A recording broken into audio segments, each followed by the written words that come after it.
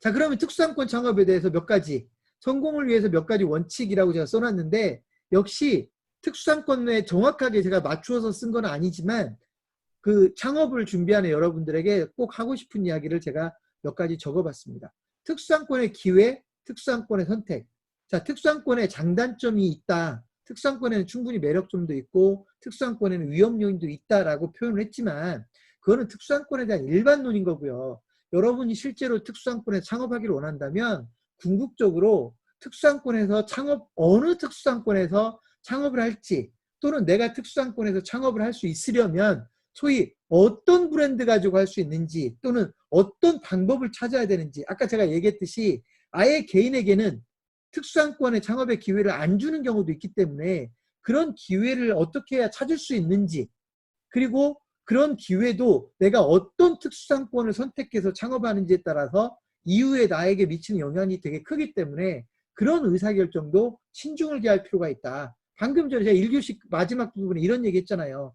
2015년도에 대형 몰이 하나 만들어져서 나는 그 대형 몰에 들어가서 장사를 하면 꽤 잘 먹고 잘 살 수 있겠지라고 생각하고 들어갔는데 2015년도에 예를 들면 그보다 훨씬 더 큰 쇼핑몰이 그 인근 지역에 만들어졌더라. 그 이후에 A 쇼핑몰이 경쟁력이 확 떨어졌대더라. 이러면 너무 억울하잖아요.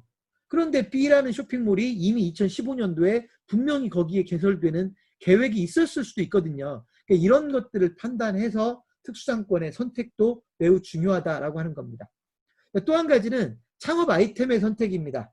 이게 물론 꼭 가맹사업이어야 될 이유는 프랜차이즈가 아니어도 입점할 수 있는 경우가 있겠지만 어쨌든 여러분이 특수상권에 창업을 하면 무조건 되는 게 아니라 어떤 아이템을 가지고 특수상권에 들어갈 것인지 어떤 브랜드를 가지고 특수상권에 들어갈 건지에 대한 것도 중요하다. 그런데 여기서 결국은 브랜드를 선택하는 건 우리 보통 일반적인 창업자들이 결국 좋은 브랜드를 선택해야 보다 안정적인 사업을 할 수 있다라고 하는 것과 차이가 없단 말이죠. 아무리 좋은 특수상권에 들어가서 사업을 해도 브랜드가 엉망인 가맹본부가 제대로 도와주지 못하는 그런 브랜드를 선택하면 여러분들에게 아주 위협적인 상황들이 벌어질 수도 있다라고 하는 겁니다.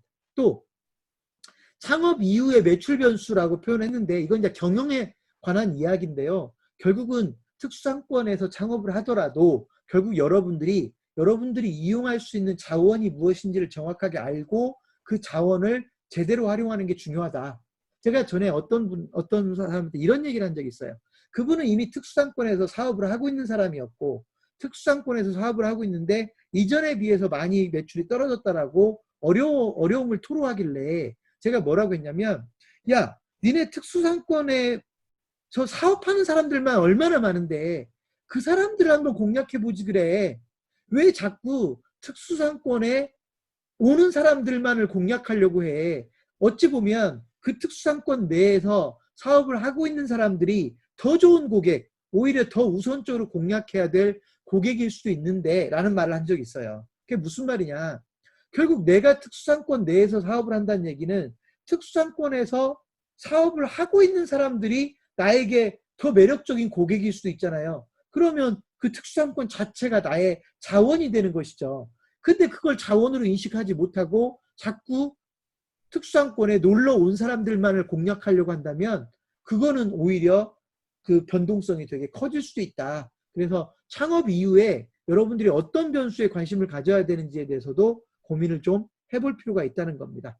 그리고 이건 제가 이제 이 2교시 시작하면서 바로 이야기를 했지만 상권 마케팅에 관한 개념, 상권 경쟁력에 관한 개념, 나 하나만 잘하면 되는 게 아니라 우리 상권이 마케팅을 함께해서 인지도를 높이고 경쟁력을 높여야 되는 거며 앞으로는 상권과 상권에서 어느 쪽 상권이 더 경쟁력이 있는지에 대한 이슈들이 훨씬 더 중요해질 것이다. 그리고 그런 상권 마케팅은 마케팅의 주체가 누구냐. 한 사람 한 사람이 열심히 마케팅하면 되는 거냐. 아니면 상권 마케팅은 별도의 주체가 있어야 되는 거냐. 여러분 뭐 거기에도 정답이 꼭 있는 건 아니겠지만 롯데몰의 상권 마케팅 주체는 누굽니까? 롯데입니다. 롯데. 스타필드의 상권 마케팅의 주체는 누굽니까? 신세계입니다. 스타필드가 활성화되게끔 만들어야 되는 건 신세계라고요. 그 몰에 있는 한 사람 한 사람이 소위 자기 하나만 잘하려고 애써봤자 거기에는 영향을 주지 못한다고요. 그래서 앞으로 여러분들이 어떤 상권, 꼭 특수상권이 아니라 하더라도 어떤 상권에 들어가서 사업을 하게 된다면 상권 경쟁력이라는 개념과 상권 마케팅이라는 개념을 꼭 좀 머릿속에 두었으면 좋겠습니다. 그리고 이제 성공하고 싶다면 썸 타는 경영을 해라 해서 이제 제가 뭐 제 교육, 다른 교육을 들었던 분들이 많이 나왔던 이야기인데요. 저는 경쟁력을 썸이라는 단어로 제가 설명을 한다고 했는데 오늘은 그러면 지금부터는 소위 그 썸이라는 4개의 포인트를 가지고 특수상권 창업에 대한 성공 전략을 여러분들에게 소개를 하도록 하겠습니다.